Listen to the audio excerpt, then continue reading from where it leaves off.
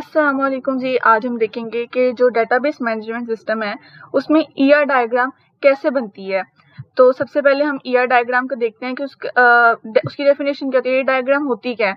तो ER diagram क्या होता है, एंटिटी रिलेशनशिप डायग्राम। मतलब कि ये एक विजुअल रिप्रेजेंटेशन है एंटिटीज की, कि मतलब जो ये डायग्राम होगी उसमें एंटिटी शो हो रही होंगी, एट्रीब्यूट शो हो रहे होंगे और रिलेशनशिप उनके दरमियान, एंटिटी और एट्रीब्यूट के दरमियान रिलेशनशिप शो हो रहा होगा।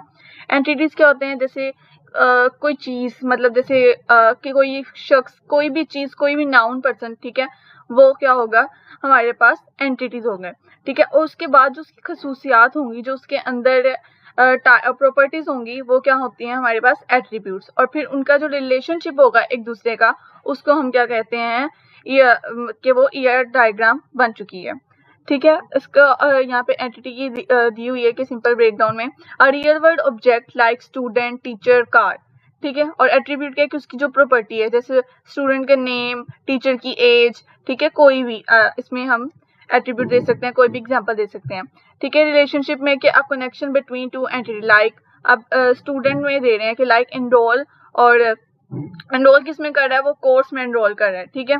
और कार में ये ऑन्स आ गया, ठीक है। उसके बाद हम देखते हैं कि जी इसको बनाते कैसे हैं हम। तो मैंने यहाँ पे कोई भी मतलब रैंडम एट्रीब्यूट्स ले लिए हैं। अब ठीक है, इसके अंदर हमने इसकी एंटिटीज निकाली हैं और फिर इसके बाद इसका रिलेशनशिप फाइंड करना, और ये हमारी ईआर डायग्राम बन जाएगी। मतलब वो हमें बताया जाएगा, हमें कहा जाएगा कि आपने हॉस्पिटल की ईआर डायग्राम बनाएं जिसमें डॉक्टर और पेशेंट का अभी रिलेशनशिप उसमें शो हो, तो इस तरह के आप डायग्राम बनाएं। तो इसमें सबसे पहले हम अब क्या करेंगे, अभी मैंने एट्रीब्यूट्स लिख दिए हैं, ठीक है। अब मैं इसमें क्या करूँगी, इनकी एंटिटीज निकालूंगी। तो सबसे पहले मैं डॉक्टर की एंटिटी निकालती हूँ। तो डॉक्टर की सबसे पहले जो एंटिटी होगी वो क्या होगी, डॉक्टर की आईडी।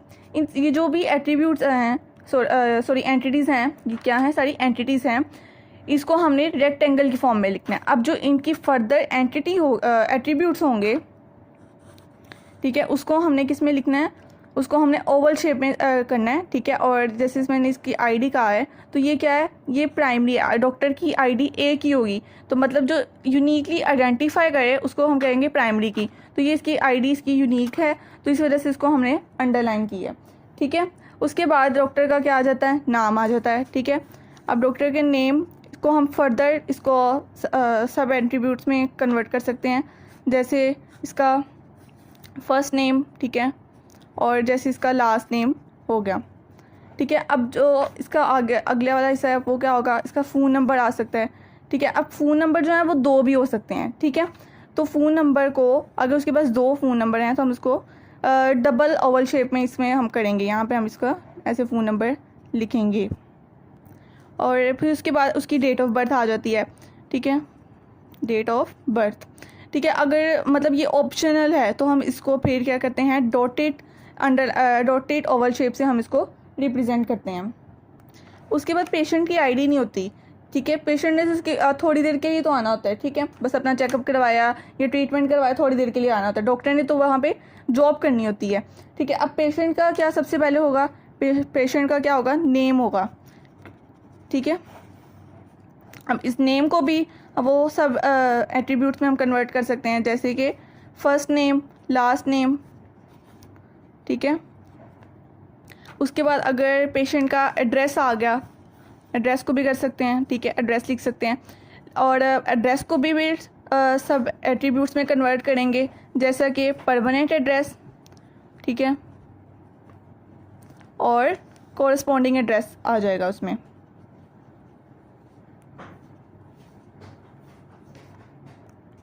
फिर इसमें अगर इसकी डेट ऑफ बर्थ लिखनी है तो वो क्या है, हमारे पास ऑप्शनल है। तो फिर उसको हम क्या करेंगे, किस तरह लिखेंगे, डॉटेड ओवल शेप में लिखेंगे।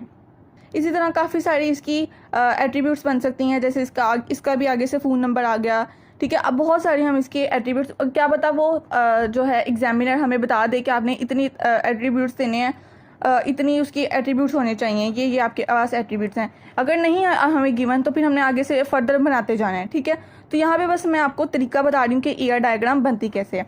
अब डॉक्टर और पेशेंट के दरमियान रिलेशन किस चीज़ का है, डॉक्टर ने पेशेंट को ट्रीट करना है, ठीक है। तो जब रिलेशनशिप होता है ना, तो उसको हम डायमंड शेप से रिप्रेजेंट करते हैं। यहाँ पे मेरी डायग्राम बहुत ही गंदी बन रही है, लेकिन मैं सिर्फ रफली समझा रही हूँ, ठीक है। तो यहाँ पे हम ट्रीटमेंट लिखेंगे, ठीक है, इसके अंदर ही लिखना है, और ये बस गलती से हो गया।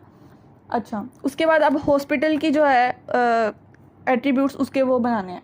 तो सबसे पहले इसका क्या होगा, जो रजिस्ट्रेशन आईडी होगी ना, सबसे पहले इसको रजिस्टर करवाना है ना, तो ये जो है ये हमारे पास यूनिकली होगी, क्या हमारे पास यूनिकली आइडेंटिफाई करी है, रजिस्ट्रेशन आईडी जो भी है इसका वो यूनिकली आइडेंटिफाई कर रही है, ठीक है। उसके बाद हॉस्पिटल के भी फ़ोन होंगे और एक से ज़्यादा ही होंगे, तो उसको क्या करेंगे, ये हम डबल ओवल शेप में कर देंगे, ठीक है। उसके बाद हॉस्पिटल का जो है एड्रेस, ठीक है, उसमें एड्रेस में भी उस सब आ जाता है कि परमानेंट है या कॉरस्पॉन्डिंग। ज़्यादातर ये परमानेंट ही होते हैं, तो इसकी तो बस ब्रांचेस होती हैं ना, तो इसको ना ही लिखें तो ज़्यादा बेहतर है। और उसके बाद हॉस्पिटल का नेम आ जाता है। अब हॉस्पिटल के नेम में ये सब नहीं होगा, जो सब एट्रीब्यूट्स है वो नहीं होंगे, ठीक है, ये नहीं होंगे, क्योंकि ये तो सिर्फ एक ही नाम होता है हॉस्पिटल का, और ये एड्रेस भी नहीं है, ठीक है, इसको भी नहीं करना। अच्छा, अब हॉस्पिटल और डॉक्टर के दरमियान क्या रिलेशनशिप है, हमने ये देखना है। उसको सबसे पहले हम डायमंड शेप में बनाएंगे, मतलब कि जो डॉक्टर है हॉस्पिटल में क्या कर रहा है, जॉब कर रहा है, ठीक है, तो ये इसके साथ रिलेशनशिप हो गया, ठीक है। अब ये जो पेशेंट है ये हॉस्पिटल में क्या कर रहा है, ये एडमिट है, ठीक है, इसका रिलेशनशिप क्या है, ये क्या है, एडमिट है, ठीक है। तो ये गुजारा ही कर लें। उसके बाद हमें ये 2 ईआर डायग्राम्स दी हुई हैं, जिसमें है कि एक में है स्कूल मैनेजमेंट सिस्टम और एक में है लाइब्रेरी मैनेजमेंट सिस्टम। इसमें बहुत सारे आप लोग ईआर डायग्राम्स, अगर आप प्रैक्टिस करना चाहें तो बहुत सारे डायग्राम्स बना सकती हैं, ये डायग्राम्स, ठीक है। डायग्राम्स गिवन है कि आपने ये बनानी है। सबसे पहली क्या है, स्टूडेंट मैनेजमेंट सिस्टम, और दूसरी है लाइब्रेरी मैनेजमेंट सिस्टम। सबसे पहले हम स्टूडेंट मैनेजमेंट सिस्टम देखते हैं। इसमें क्या है, उसमें एंटिटीज़ उन्होंने हमें दी हुई हैं कि आपने स्टूडेंट, कोर्स और इंस्ट्रक्टर, इसके दरमियान आपने रिलेशनशिप फाइंड करके उसकी एट्रीब्यूट्स निकाल के आपने ईआर डायग्राम बनानी है। रिलेशनशिप क्या होना चाहिए कि एक स्टूडेंट है वो एनरोल कर रहा है बहुत सारे कोर्सेज में, ठीक है, और जो कोर्स है is taught by one instructor, और जो एक कोर्स है वो कौन पढ़ा रहा है, एक ही इंस्ट्रक्टर पढ़ा रहा है। N instructor can teach many courses, और लेकिन वही इंस्ट्रक्टर बाकी कोर्सेज भी पढ़ा रहा है, लेकिन एक वक्त में सिर्फ एक ही, ठीक है। एट्रीब्यूट्स क्या है उसमें, स्टूडेंट और स्टूडेंट की आईडी होगी, नेम होगा, ईमेल होगा, कोर्स आईडी, टाइटल, क्रेडिट्स, ठीक है। इंस्ट्रक्टर में इंस्ट्रक्टर आईडी, नेम, डिपार्टमेंट। अब स्टूडेंट आईडी जो है वो यूनिकली आइडेंटिफाई हो सकती है, इस वजह से वो प्राइमरी की है, तो उसको अंडरलाइन करेंगे। और कोर्स में कोर्स आईडी, और यहाँ पे इंस्ट्रक्टर आईडी, ठीक है। ईमेल ज़्यादा हो सकता है, ईमेल को यूनिकली आइडेंटिफाई नहीं कर सकते ये, तो इसको हम सिंपल ओवल शेप में ही लिखेंगे। तो चलिए डायग्राम्स बनाते हैं।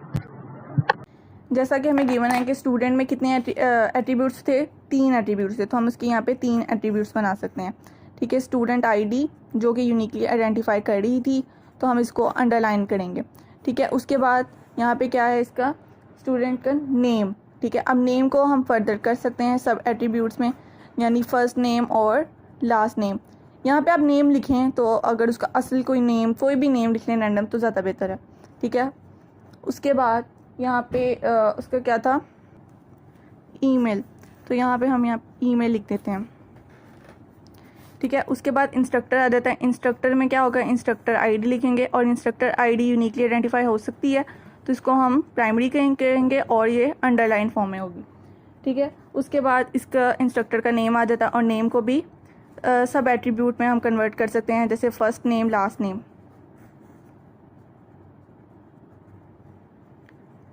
ठीक है। उसके बाद इसका आ जाता है डिपार्टमेंट, तो यहाँ पे हम इसका डिपार्टमेंट, ये सारी चीज़ें हमें गिवन है, हम अपने से नहीं बना रहे, तो यहाँ पे हमें लिखें।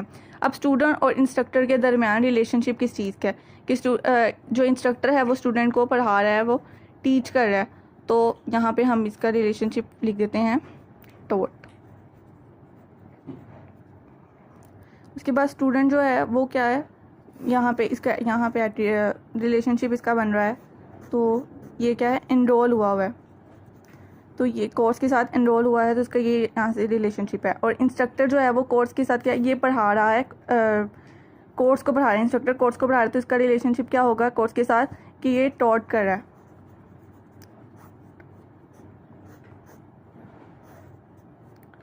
ठीक है। ये इसके साथ आ जाएगा, ये ना लिखें।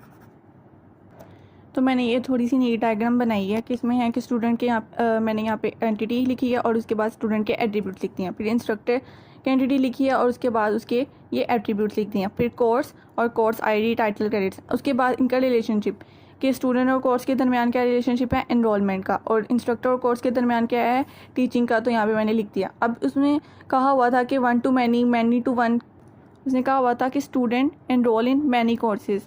तो मतलब एक स्टूडेंट है और वो कोर्स में एनरोल हो रहा है काफ़ी बार, ठीक है, मतलब कोर्सेज भी तो ज़्यादा है ना, और कोर्स जो है वो सारे एक ही इंस्ट्रक्टर पर आ रहा है और वो कोर्स भी ज़्यादा है, ठीक है। तो मतलब ये स्टूडेंट और कोर्स के दरमियान क्या होगा कि मैनी स्टूडेंट्स हैं और कोर्स जो है वो भी मैनी है, तो फिर मैनी टू मैनी यहाँ पे रिलेशनशिप होगा।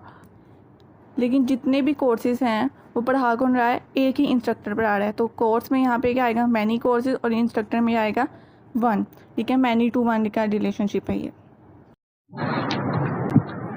उसके बाद जो दूसरा ईयर डायग्राम है वो क्या है, लाइब्रेरी मैनेजमेंट सिस्टम में, ठीक है। तो उसकी एंटिटी क्या है, बुक है, मेंबर है और लोन है, और रिलेशनशिप क्या है, a member can borrow multiple books, ठीक है, और a book can be borrowed by multiple members. यहाँ पे उन्होंने कहा कि आपने 2 रिलेशनशिप बताने हैं कि ये कौन सी है, मैनी टू मैनी है, 1 to many है, मैनी टू 1 है, ठीक है।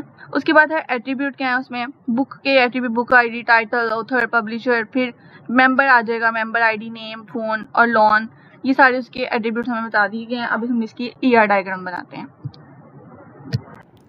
तो उसके बाद यहाँ पे मैंने लिख दिया है कि बुक, मेंबर और लोन ये क्या हमारे पास एट्रीब्यूट है, तो हम इसको रेक्टेंगल फॉर्म में लिखा है।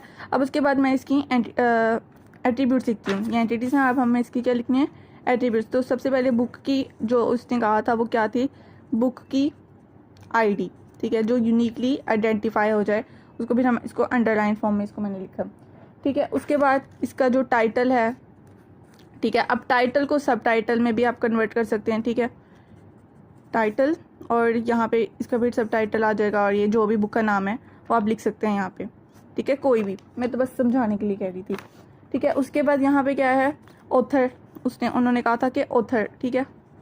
अब वो उसका ऑथर का जो नेम है, यहाँ पे ऑथर नेम लिख लें।